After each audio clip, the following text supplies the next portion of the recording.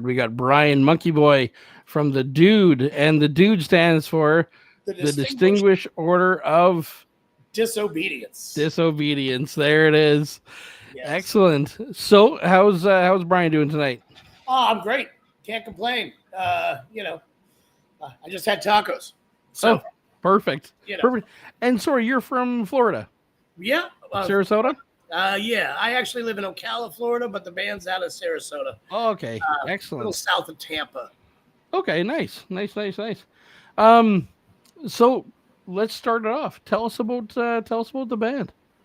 Oh, well, we've been a band for quite a while right now. We're just about on September 17th, we're going to be releasing our fifth studio album called Dissonance, which is really good. But we've been around for a while. We tour the country quite often, and we're a heavy metal band. Basically, we don't like to be tied down to any heavy metal tends to have so many subgenres. I don't understand. I don't Mhm. understand most of them. Like I don't know if I'm grindcore. I don't know what that is, but I do know that like we have some stuff that'll lend itself to, maybe towards grindcore or towards death metal or towards, whatever it may be, or even old school metal, whatever it is. And we want the freedom to be able to do that. We don't want to try to pigeonhole ourselves too much into that. So, Mhm. Yeah, for sure, right? And so as I said before we went live here, I'm fairly new to the band. Obviously, I read you got a new album coming out. Is this your first one? this is no, this is like I said, this is our fifth studio. Okay. Yeah. Yeah. This is our fifth Excellent. album, and this album we recorded with Jim Morris over at Morris Sound Studios in Tampa, who did all of the Cannibal Corpse albums, the Obituary albums, all of the even did like Seven Mary 3 and did a Oh bunch wow. of that. Like he's done a legend Mhm. in the music in the business and in our area. So it was really nice to work with him this time around. For sure. So what is a obviously it brings a lot to the table. Then what for your own experience going in there, you got the songs written, you got everything ready to go into a studio. What does a guy like that do? Does he change anything with you? Uh, Does he give yeah, you direction? he he's basically he's an engineer, so he puts the sounds together that we make. A producer would normally be the ones who come in and tell you, all right, no, well, you're going to change all of that and do this my way. Uh, he doesn't do that. What he will do, though, is, and what makes it really good is through the years of experience that he has, to be able to go in there and say, hey, Jim, what do you think about this? And then he'll be like, well, I think it sounds great, but if it were me, maybe I might do this. You know what I mean? So it's just it's almost like a fatherly guidance. Okay. Yeah, yeah. So that works out pretty Yeah, for sure. How about the rest of the band? Who are the members of the rest of the band? All right. We have Reynos Dude, which rhymes with Your Highness, apparently. I don't know. Definitely doesn't rhyme with anything else other than Your Highness. Reynos plays guitar, and Jonesy Dude plays the bass. Uh, Jonesy and Ray started the band hmm, quite a while ago. We're not even real sure when it started anymore. I've been with the band for about 10 years. Um, and we have Indy on the guitar, and we have Rudy on the drums, and that's the whole band. All original members as well? No, No. no. Actually, the only original members are probably Ray and Jonesy. Hmm. But like I said, I've been there for about 10 years. Indy's been there for 4 years, maybe now 5 years. Rudy's the newest member, but he's been there for a couple of years now too, and it's. Uh, After going through because we've had members who all of our members are always willing to welcome to come back and join us on stage anytime they want. We have no problems with anybody. People's lives just kind of change and they go off in different directions at times. But we have the lineup now that we've been very happy with as far as that goes, and it seems to be the one that works best for us. So Yeah, absolutely. Um, so just kind of surfing through your social media, you got a good social media following with you. Obviously, you've done some touring, you're picking up some fans along the way, I'm sure. But yeah, yeah, one thing that really stood out is social media and just how important it is in today's world. Obviously, social media controls a lot of things, and but you're very active on there, promoting a lot of shows, and there's some live clips. Obviously, sounds great, great live band, right? oh Lots yeah. of energy and um. What do you got coming up for live shows? For live shows, our next live show is actually our CD release party. Mm, I know that sounds weird. It's our we released the album streaming on the 17th, and we're going to be doing a CD release party on the 21st in Sarasota. Actually, it's going to be an old school warehouse party. So literally, it's going to be in a parking lot in front of a warehouse. Bring your own whatever booze, whatever you do, and usually we do maybe one of these a year as far as just having a warehouse party, and we usually get a couple hundred people there, just word of mouth. It's a free show, but people will be able to pick up an actual physical copy of the CD there. We'll have all new merch for that, so that'll be good. And after that, we'll also be in Bradenton, Florida, which is not too far away. The following Saturday at Oskira. Uh, we just we're we're constantly playing. Actually, is kind of the thing. I think we're gonna go on tour probably through Texas in October, and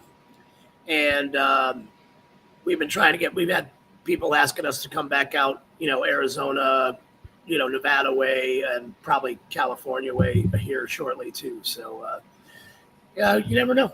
excellent. So what does the Dude live show entail? How would um, you describe it to someone who hasn't seen you before? it's a circus, really. I mean, it's fun. It sometimes it's just straight up, balls to the walls kind of thing. Um, Sometimes there's blood being spit out everywhere. There's weird stuff going on. Sometimes, I mean, you just never know what you're going to get. And we try not to do the same show twice if we can help it. But we just want to make sure that it's good. Yeah, it's a veteran move right there. That's for sure. Not recycling the same thing, right? Yeah. One thing, just listening to a couple songs of yours and just seeing some live videos. One thing, just on yourself there, vocal abilities. What do you do to keep up with your vocals? Because you got some pretty strong vocals there. There's a couple of hints of some Bruce Dickinson going on there for me. I thought. Yeah, I think I've heard that a bunch. I hear a bunch of different, it's funny how many different, as for first to answer the question, really, honestly, I just sing often. I started off a long time ago as a guitar player. I got suckered into singing, and then I kind of liked it, and I wound up taking some opera lessons. And then that really wasn't for me, but I took what I learned from the opera lessons to learn how to sing correctly. And then when it came down to doing the screaming and all that sort of stuff, as we started playing more and more often, and as through the years, as I started doing a lot more touring with other bands and with this band, it was more imperative to make sure that I do the warm-ups beforehand, and I make sure that I keep everything together to be able to do it night after night, or else, and I never lose my voice. But this is what I sound like when I talk. So you'd think I've lost my voice, but I never do. It's kind of weird. But yeah, no, Bruce Dickinson was a huge influence. But there's I've got so many of them, and I think I wear them all on my sleeve. I just kind of wrap them up into one. Okay. I think the first song I heard here was 2,000 Miles. Ah, Yeah. That's the one that it stood out right away, and that's kind of where I got some Dickinson vibes right away. And And that's great. So you talk about him being an influence, band wise. What are some bands that are influences to your band? I found something on Spotify and it was like a playlist based around your band, and started seeing some things in there. I don't know if you've seen that. It's kind of neat though. I don't know if I've seen it either, to be honest. Oh yeah, no, it's pretty neat. But no, honestly, we have. I mean, we have far-reaching influences. I mean, if you talk to Ray, Ray's a huge Merciful Fate fan, King Diamond, but like loves Ozzy, Black Sabbath. Jonesy's a lot more into, I would say, more the new metal kind of stuff. Okay. I kind of run the gamut of everything. Like I started out listening to early death metal, and obviously Iron Maiden, but like Led Zeppelin and all that sort of stuff. And I'm just a huge fan of most of the new metal stuff. Most of the love Slipknot. I love Lamb of God. Stuff like that. Our drummers has a huge punk influence. He loves punk music, and I mean, I love punk music too. Not saying I do, but it's just one of those things. So I think that's what actually helps us get our sound the most, is that everybody brings their influences to the table. So when we bring a song to the table to write it, if it's already even if it's already kind of put together, everybody gets their 2 cents in there. By the time it's all said and done, it sounds like us, rather than just the one thing that it started out as. So it works out really well. Yeah, no, and you know what? I think a lot of good bands obviously come from that too. And when there's more outside influences than this band, they all listen to the same thing, right? If obviously having a punk sounding drummer can definitely change things. Well, yeah, I mean, he loves like Exodus and all that sort of stuff. Yeah, just Anthrax and but it's just having that extra influence from that side of things, from the punk side of things, kind of can change it up a little bit. For sure, right? I'm looking at the comments here on the chat here. It looks like we got Jonesy dude in the chat here, and it's kind of looking up a couple of people here. They went to a Bucks game today. Oh, okay, excellent. Yeah, no, just kind of looking through, and yeah, you got some people chiming in there. That's I'll be honest, I haven't really seen that much before, but I saw the chat going off, so I thought, well, that's kind of cool. Hey, Eric, hello, Lisa. We all love you as well, Lisa. Eat, sleep, and breathe metal. There we go. Yeah. So obviously talking about influences now. How about bands that maybe are undiscovered, or just bands that you feel that people need to look up? Doesn't have to be undiscovered. Just bands in general. It's always interesting hearing what we know what you listen to growing up, but what do you want people to listen to? Well, as far as especially newer stuff, we are so lucky that we get to go from state to state and play with all these different bands, and I've found so many bands that I wind up putting into my playlist, on the way. I feel like they're my little secret stash of. There's a band out of New Mexico called EYE, really good. I think they're like a Native American reservation band, but they're really good. From around here, there's a bunch of really good bands. Cypher Machine is a really good band that I tend to listen to a whole bunch. I got to tell you, that's a really difficult question as far as that goes, because there's so many. And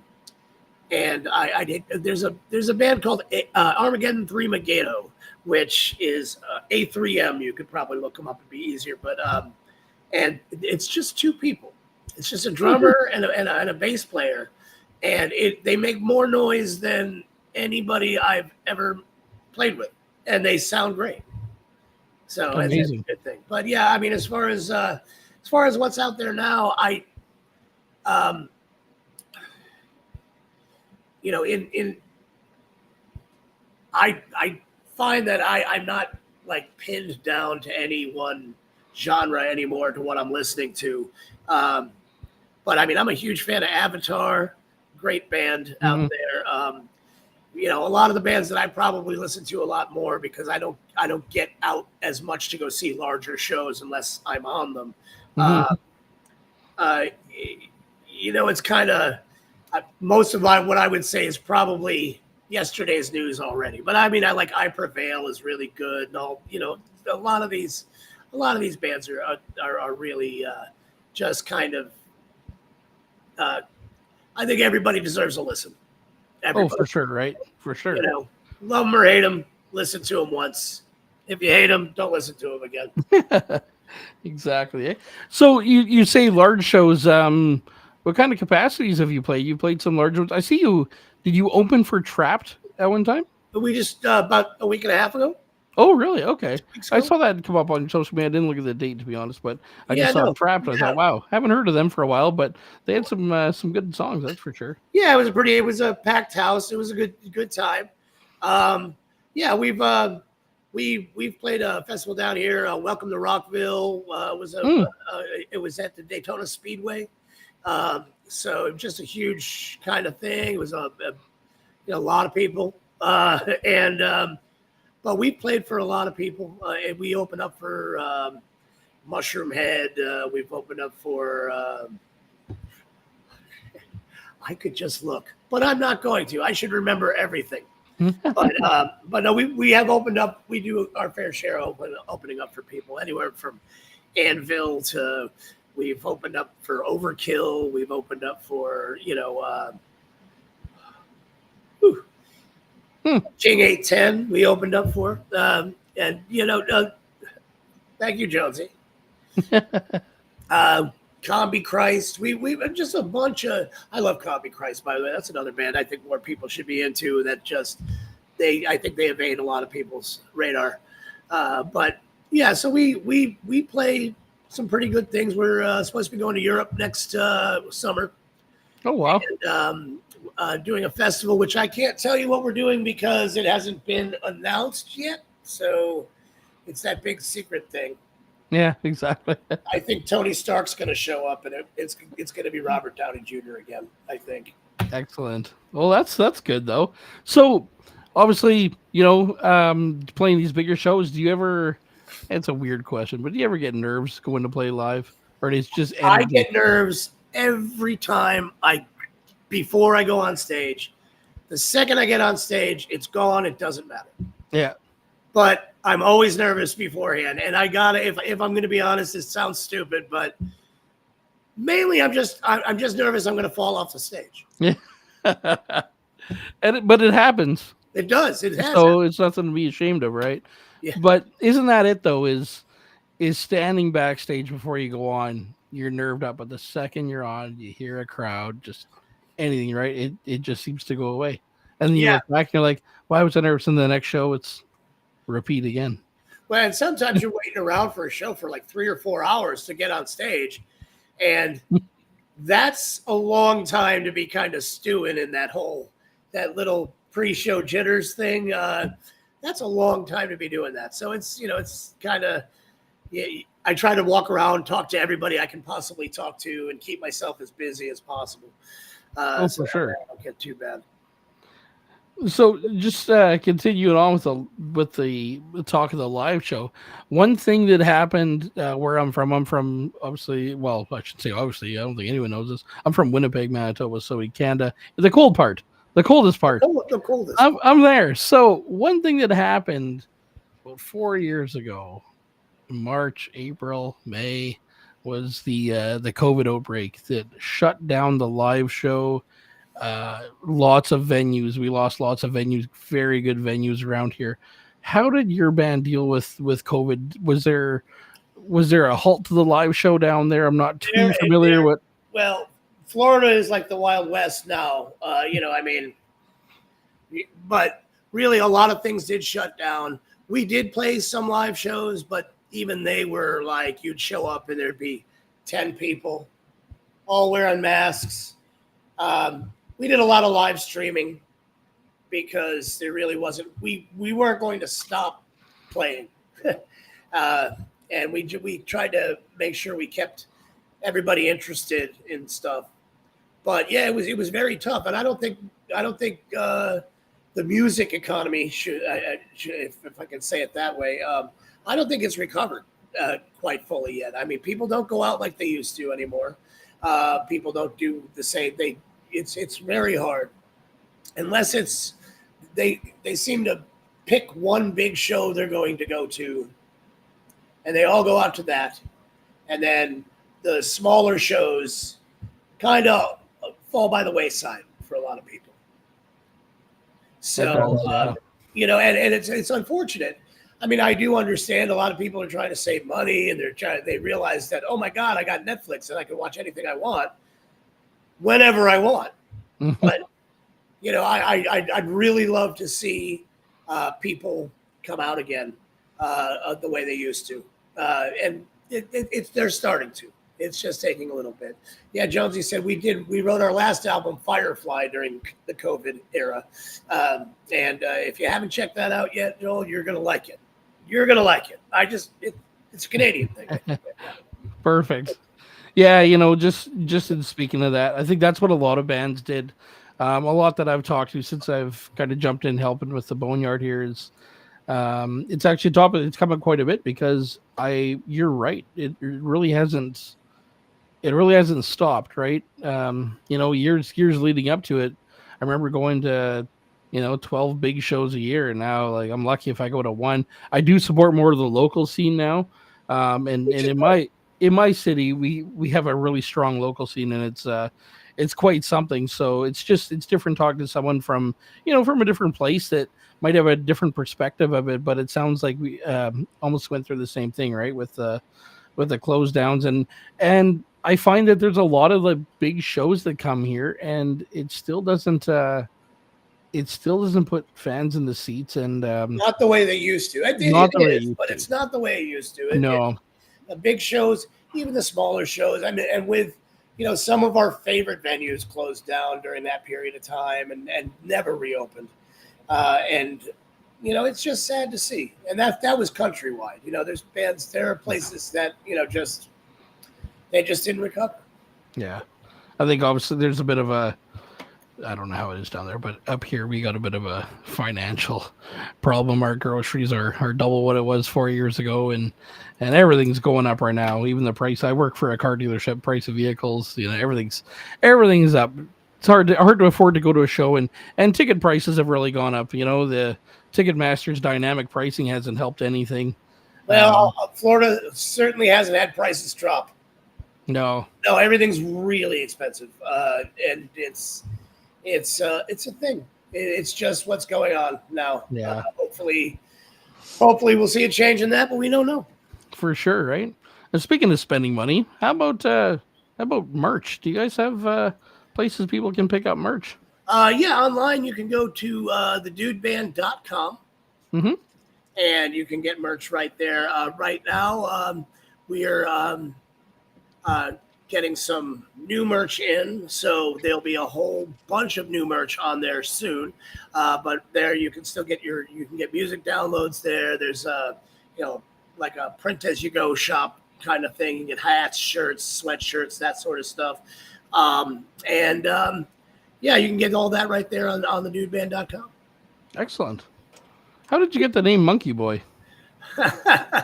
For my unnatural love of monkeys. Okay. There you go. Excellent. We're going to go with that, and we'll stick with that. Perfect. Sounds good. So I guess next thing is what's next? What's next? I know you got an album coming out, but sometimes when you talk to someone about an album coming out, they're already writing again. Yeah, well, we're right now. We've got so many songs that are written that we kind of pair them up and write new stuff too, and try to put together what goes best together in a group for an album.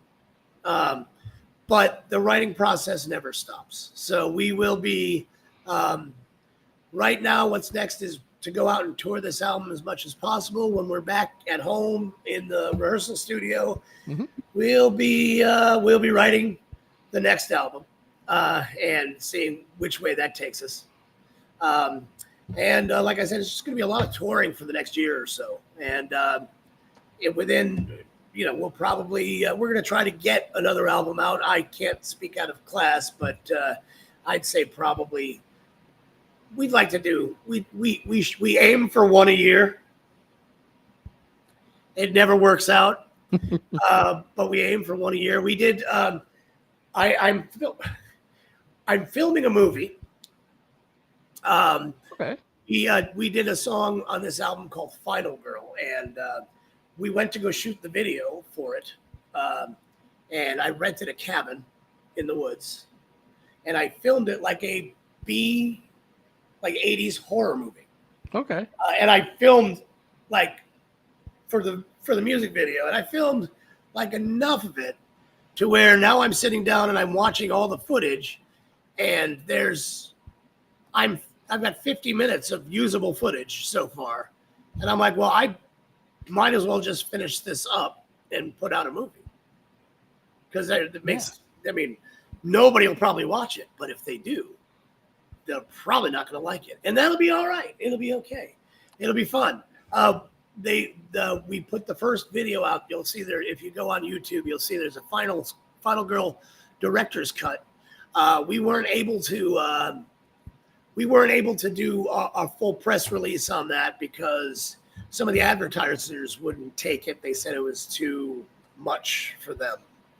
So but really, I didn't think it was that much. I didn't. It's like really bad B movie horror, So I had to do like the Disney edited version, which just came out. So there's a regular version where there's no violence in it whatsoever, and then there's the slightly more violent one with a little bit more blood. So go to YouTube, check out Final Girl. You're gonna like that for sure. Just wrote that down. Actually, you know what though? There's an audience for that though, and there's a large audience of that. I know people myself that's what it is. That's what they're looking for. Oh yeah. So I'll spread the word on that one. Check that out. That's pretty cool. What's someone's chiming in there? Oh yeah, watch it all the time. Absolutely. Yes. Yes, you will, Audrey. Thank you so much. So back to the new album coming out, full-length album. Yes, 13 songs. 2 are interludes, so it's basically 11 full-length songs, but it's still all worth listening to. Interludes are good. Yeah. Have you ever done an EP before? 5-song EP or so? We did a 5-song EP called The Beautiful Ride EP. Okay. And that I don't know if Jonesy is still on here. I don't remember what year that was, but that was right before Indy joined the band. We did The Beautiful Ride EP, and that had some older stuff on it and some newer stuff, and it had a cover of that one had a cover of Plowed by Sponge on it, actually, which was kind of fun and fun to do. But yeah, that was good. And then we followed that up with Indy had joined the band afterwards, and we did another full-length album called Buttercup, which is the most metal name you could ever have for an album. Yeah. Absolutely. What's your thoughts of the whole EP world versus full length? Even some bands that just release singles alone. I think there's a place for just releasing singles, though. Yeah. I think there is, and I think for some bands, if that's their model of how they want to do it, I think that's great. I personally, I come from an era, not to date myself, but I'm old. Not old, but I'm old, like 142 or so. But I love an album, man. I mean, like I love an album. I'm a sucker for a great song, but if you can put together an album that sounds good from front to back, you have me. You know what I mean? I have fallen in love with your band, and I am now going to listen to you for the rest of my life. Mm-hmm. Now, you know, EPs are great because sometimes that's what kind of fits together. That's what kind of comes together, and you got 4 or 5 songs that work. But you know, like I said, nowadays, sometimes the singles are the way to go because people aren't ingesting music the exact same way that they used to ingest music. And streaming, a lot of times people are never going to hear your whole album. They're going to listen to what they've heard from somebody else. And then they were told, okay, well, that's a good song. And they'll listen to that song. They might check out 1 or 2 other things, but usually they move on. They'll add you to a playlist, and that's where you'll stay. You know, it's so putting out a single can help. Yeah, it almost makes sense sometimes with it, right? That was actually the next thing I was going to ask you, and the most controversial thing I was going to ask you is your stand on streaming. Obviously, you know it has to happen to get your music out in this day and age. But you're right in the way that, and I'm victim of it myself. When you have access to streaming, you almost lose sight of the album. Mm. Well, and I think that's. I think streaming is both a blessing and a curse. I love the accessibility that it gives to artists that would not necessarily have a chance to be heard. You know, anybody can stream music. Just about anybody can stream music. But it does completely change the music business because it takes away how artists used to make their money in the music business, i.e. selling albums, and the way that things were set up with record labels and all that sort of stuff, which wasn't always great. But at least it was a clear-cut model to go by. Now, there is no clear-cut model. You have to, you tour as much as you can, you sell as much merch as you can, and that's great. But now the venues now want to start taking a piece of the merch, and then you know, and the touring now they want to start, you know, charging you to go play their venue and make them money, and that doesn't make any sense. So you know, at the end of the day, it kind of caused an upheaval in the whole business end of it, which is the part that most of us musicians don't even want to think about. You know what I mean? Most of us would rather just play music and not have to worry about, you know, any of the business end. You know, all right, well, I'll get my lawyer on that. That's fine. And then go away. You know what I mean? And that would be the best way to do it. But you can't. You have to be now, because of streaming and because of the way that works. Now every musician has to be a social media genius. They have to be a marketing genius. They have to, you know, it's very, very difficult. Thank God we've been lucky enough to have some really helpful people. We've had our buddy Jackie Freed, Jackie Christ Superstar, as we like to call her, who's been helping us out with social media for a very long time. We've had Eric Leviathan from Self Made Records, who's been helping us out a lot with a lot of the press and that kind of area of things, and getting everything kind of pulled together as a team, and it really works out better that way. But I think that the streaming thing, like I said, it does help. It helps people get to hear you, but there's no other side to that. Mm-hmm. No, absolutely. What's the talking about albums? What's the best album you've listened to recently? Front to back. Front to back. Best album I've listened to recently. Does it have to be a recent album? No. Okay. Buckcherry, their first album with All Lit Up on it. Yeah. Front to back, great album. For the movies? For the movies was on there. Yeah. All right. I didn't expect that. It's a great album. Front to back. I'm sorry. It was weird. I was in the car the other day. I'm like, you know what I haven't heard in a while? I haven't heard, you know, I kind of fell out of the Buckcherry tree a long time ago. You know, that whole crazy bitch thing was whatever. But I was like, I haven't heard that in a while. They put it on. I put that album on and I listened to it. And I was like, I forgot how damn good this was. Yeah, And it is. So yeah. it was a good one. I'm gonna I was stick gonna by my answer, sir. I was gonna say when you mentioned them, I was gonna say you're still a fan though. But if you follow, you know what? I think the last thing I heard from them was the album with Crazy Bitch on there. But they knew what they were doing. They knew they could get a hit out of that one. Oh, they knew it. Oh yeah. There was that, and there was another song. I'm not sure if you know the band Finger 11. They had a song called Paralyzer. Paralyzer. It was right at that same time. Yeah. And they knew what they were doing. Yeah. They knew exactly what they were doing with that song. Absolutely. Absolutely. So that's it's been great chatting with you. Do you got any words for your fans out there? We got some people watching, you got people chatting in here. Yeah, absolutely. I'm pretty sure your social media is streaming this live as well on yes, Facebook. It is. Yeah. So excellent. Good for you. You're marketing yourself. That's excellent. Well, goes back to that last comment I mentioned. Yeah. The whole thing. But yeah, no, to the fans, thank you so much for everything. You've always been there for us, and we'll continue to be there for you. Make sure you check out, if you go to thedudeband.com, right there on the homepage, you should be able to save this new album for streaming. So basically, when you wake up on the morning of September 17th, you will have brand new Dude music right in your library, right there, right for you.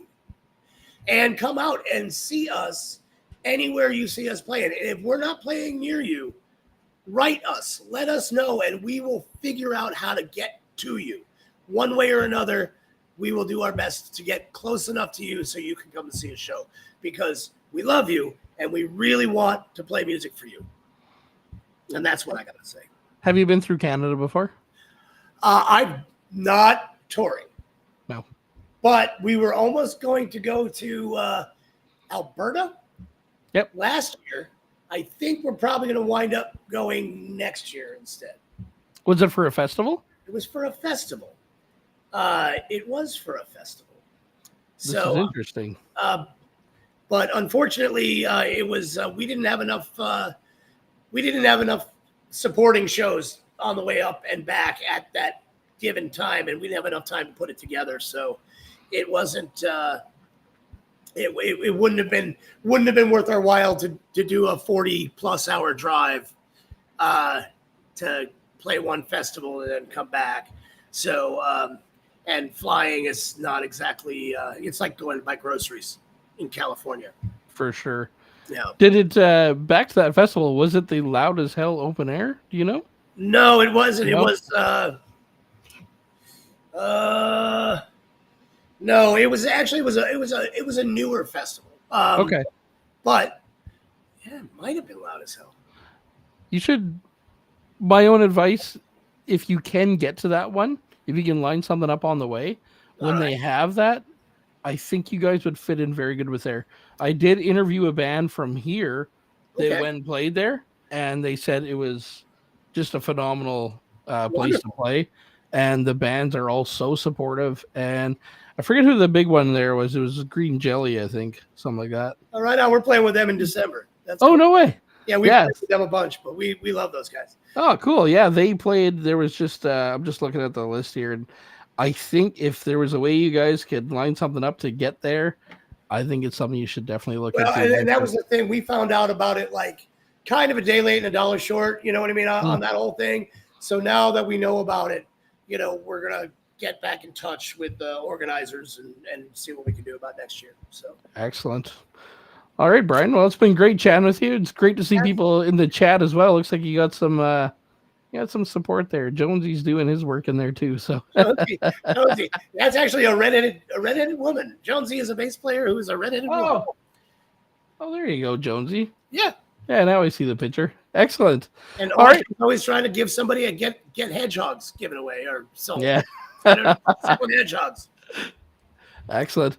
Well, it's been great chatting with you. Obviously, I'm sure you'll get a new fan out of this on, from myself, and I'll share this to my socials as well. And hopefully we get some fans up in Canada here for you too as well. That'd be great.